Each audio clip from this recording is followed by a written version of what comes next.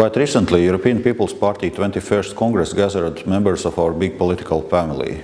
Together we reaffirmed our commitment to work towards a prosperous and sustainable future of our countries and the whole Europe.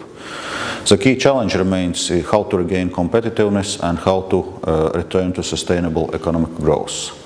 Also, Latvia was facing very serious financial and economical crisis, and it took us very serious and very unpopular measures to overcome this crisis, to stabilize the finance, to return to the economic growth, and by now Latvia is fastest growing EU economy.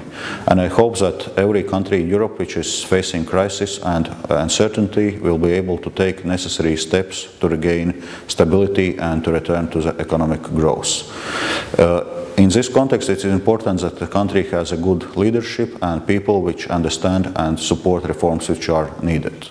Therefore, I would like to express my support for the candidacy of Dr. Milana Zvera and wish him and his party all the success in November presidential elections.